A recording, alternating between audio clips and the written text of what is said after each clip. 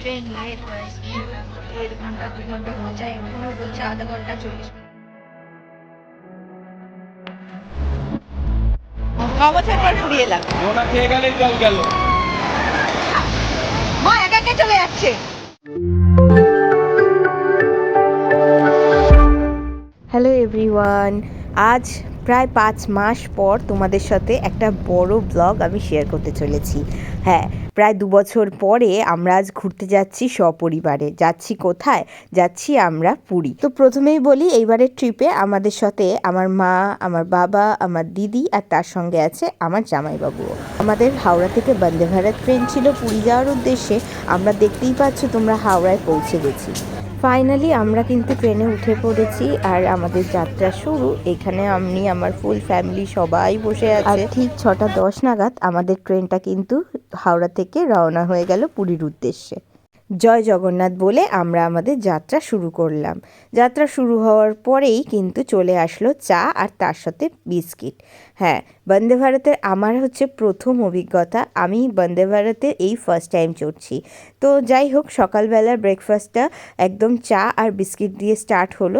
আমার ভিউয়ার্সের মধ্যে তোমরা কারা কারা বন্দে ভারতে চড়েছ, তোমাদের এক্সপিরিয়েন্স কীরকম সেটা কিন্তু কমেন্ট করে জানাতে ভুলো না।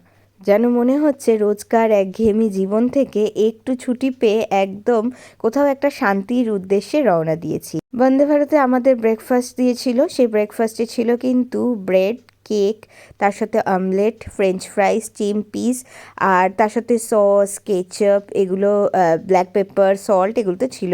যথারীতি ব্রেকফাস্ট করার পর বেশ অনেকক্ষণ ট্রেন ভালোই চলছিল। হঠাৎ করেই কি হলো না, যখন আমরা ভদ্রক থেকে বেরোলাম জেজপুরের উদ্দেশ্যে, জেজপুরে ঢোকার আগেই আমাদের গাড়িটা দাঁড়িয়ে গেল। আর যেখানে দাঁড়ালো সেখানে কিন্তু প্রায় 2 ঘন্টা আমাদের বন্দে ভারত ট্রেনটা দাঁড়িয়েছিল। এদিকে ট্রেনের মধ্যে সবাই আমরা বোর হয়ে যাচ্ছিলাম। আর মা বাবার অবস্থা দেখো, ঠান্ডায় তারা কাবু হয়ে যাচ্ছে। আর আমি তো পুরো বোর হয়ে যাচ্ছি, শুধু বলছি কেন ট্রেন ছাড়ছে না। ট্রেন লেট গাইস, পুরো 1.5 ঘন্টা 2 ঘন্টা হতে চায়, এখনো বলছে আধা ঘন্টা 40 মিনিট লাগবে। ऐसा नहीं हो सकता, कह दो कि ये झूठ है। কিছু একটা প্রবলেম হচ্ছে, কি বলছে তার ঠার ছিঁড়ে গেছে নাকি, কি মুশকিল বলো তো।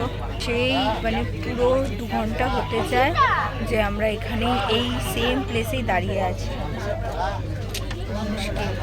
শেষে আর কিছু না পেয়ে জানলা দিয়ে কিছু ছাগল দেখতে পেলাম।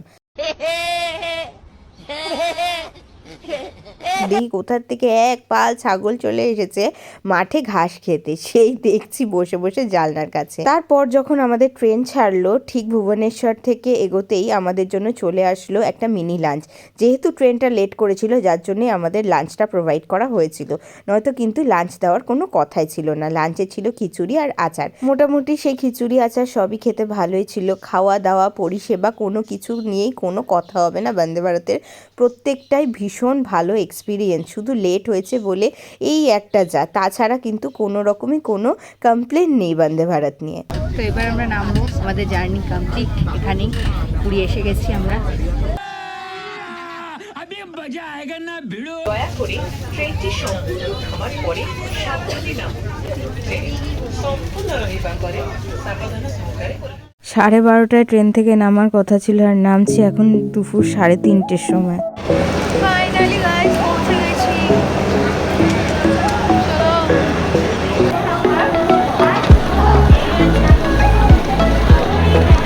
চলতে রহো চলতে রহো।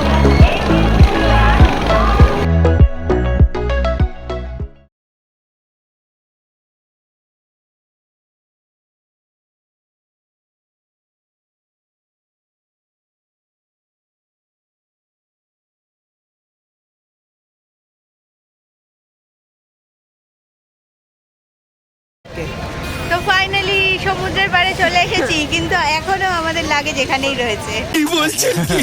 তোমরা দেখে বুঝতে পারছো যে আমরা পুরীর কোন জায়গাটাতে আছি? বলো তো কমেন্ট করে যে কোন জায়গায় আছি এখন। যত দেখছি সমুদ্রটা ততই মন ভরে যাচ্ছে, মনে হচ্ছে হোটেলে না গিয়ে আগে যাই সমুদ্রের কাছে দেখা করতে। এখন আমরা যাচ্ছি হোটেলের দিকে। 2000 years later. Hello everyone, good morning. আর জয় জগন্নাথ। আজ হচ্ছে আমাদের পুরীতে সেকেন্ড ডে, আর এখন বাজে সকাল 6টা। আমরা সবাই রেডি হয়ে গেছি, এখন যাচ্ছি পুজোর জন্য। আর সেখানে গিয়ে পুজোটা দিয়ে আসি, তারপরে কিন্তু ফোন যেহেতু অ্যালাউ নেই, যার জন্য আমি ফোন ওখানে নিয়ে যেতে পারবো না। তো পুজো দিয়ে এসে তোমাদের সঙ্গে সমস্ত কিছু শেয়ার করব, যে আমরা আজকে কোথায় কোথায় যাচ্ছি কি না যাচ্ছি। ব্লগটা পুরো দেখতে থাকো, আশা করি তোমাদের ভালোই লাগবে। গাইস, চলে এসেছি মন্দির থেকে পুজো দিয়ে, আর এখন হচ্ছে একটু হালকা ফুলকা ব্রেকফাস্ট করব, যার জন্য এখন আমি ম্যাগি বানিয়ে নিয়েছি। এবার ম্যাগিটা খাবো। खोपड़ी तोड़ साले का। লাইটটাই অফ করে দিল। তা ম্যাগিটা খাবো, খেয়ে তারপরে এখন স্নানে যাব সমুদ্রে, যার জন্য কিন্তু রেডি হয়ে নিয়েছি অলরেডি। এরপরে আমরা স্নানেও যাব আর মজা করব। চলো আগে ব্রেকফাস্ট করে না যাক। এই সেই পোড়া ম্যাগি যেটা আমি বানিয়েছিলাম। তো গাইস, এখন আমরা বেরিয়ে পড়ছি, সবাই যাচ্ছি স্নানে সমুদ্রে। তো দেখো, আমরা সবাই রেডি হয়ে গেছি আর সমুদ্রে যাওয়ার জন্য এখানে সবাই একের পর এক নিচে আসছে। এরপর আমরা বেরিয়ে পড়লাম হোটেল থেকে, এখন যাচ্ছি সমুদ্রে। আমাদের হোটেল থেকে জাস্ট কিন্তু ওই দু মিনিট মতন লাগে সি বিচে আসতে। তো সি বিচের সামনে যেহেতু আমরা ছিলাম, আর প্রচুর পরিমাণে রোদ ছিল সেদিন, অনেক রোদ। কি কেমন লাগছে? দারুণ লাগছে, দারুণ। ও মজা পেয়ে গেছে একদম। বহু বছর বাদে আবার সেই এসছি। 9 বছর পর, 9 বছর পর পুরী এলাম। মা একা একা, মা একা একা চলে যাচ্ছে। মা একা একা না, আমার হাত ধরো। হয়ে যাবে আর কিছুই না, ওনা খেয়ে গেলেই জল গেল। কতদিন পর সমুদ্রে স্নান করতে এলাম। আসলে প্রথমে সামনের দিকে বসেছিলাম জাস্ট শুধু ভিডিওটা করব বলে, তারপর কিন্তু আস্তে আস্তে আমরা ওই যেখানে অনেকটা ঢেউ আছে সেদিকে চলে গেছিলাম। আসলে সবাই বলছিল ফোনটা যাবে জলের জন্য, তাড়াতাড়ি গিয়ে আগে ফোনটা রেখে আয়। স্নান হয়ে গেছে আমাদের।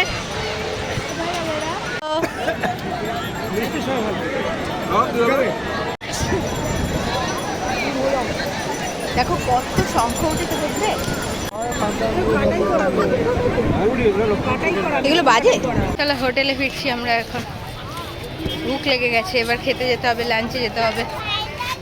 সমুদ্রে স্নান করার পর কিন্তু প্রচুর পরিমাণে খিদে পেয়ে গেছিলো, যার জন্য একদম আমরা সবাই রেডি হয়ে গেছি। আর এখন যাব আমরা পুরীর 13 পার্বণ হোটেলে খেতে। আমরা প্রথমে ভেবেছিলাম 13 পার্বণটা হয়তো অনেকটা দূরে, কিন্তু না, হোটেলের কাছেই ছিল, জাস্ট 5 মিনিট ওয়াকিং ডিস্টেন্স। যার জন্য কিন্তু ওখানে আমাদের 100 টাকা টোটো ভাড়া নিয়ে নিয়েছে ওইটুখানির জন্য। ওই মুরগি বানাতে পারলেই যা হয় আর কি। তারপরে আমরা হোটেলে গিয়ে সবাই মিলে বসলাম। আজ সব রকমের নিরামিষ ডিশ অর্ডার করা হয়েছিল, কারণ সেদিন ছিল হচ্ছে মকর সংক্রান্তি। তো সেই কারণে কিন্তু আমরা এখানে অর্ডার করেছিলাম steam rice, piece pulao, veg pulao, ফুলকপি আলু, তারপরে আলুর দম, কাশ্মীরি আলুর দম, তারপরে ছিল পনির বাটার মশালা, আরও ছিল চাটনি, পাঁপড়, অনেক কিছুই ছিল। তো এই সমস্ত দিয়ে দুপুরে লাঞ্চ সেরেছিলাম 13 পার্বণ থেকে। আর এত ভালো খাবার, প্রত্যেকটা ডিশ এত সুস্বাদু ছিল যে তোমাদেরকে কি বলবো। তোমরা যারা পুরীতে যাবে অবশ্যই কিন্তু ওখানে থেকে খাওয়া ট্রাই করতে পারো। আমার তো ভীষণ ভালো লেগেছিলো, আশা করি তোমাদেরও ভীষণ ভালো লাগবে। আমি কিন্তু কোনো প্রমোশন করছি না, আমার অভিজ্ঞতাটাই তোমাদের সাথে শেয়ার করলাম। গাইস, এখন সন্ধ্যাবেলা হয়ে গেছে আর এসছি এখন হোটেলের ছাদে। কি ভালো লাগছে, শুধু দেখো চারিদিকটা।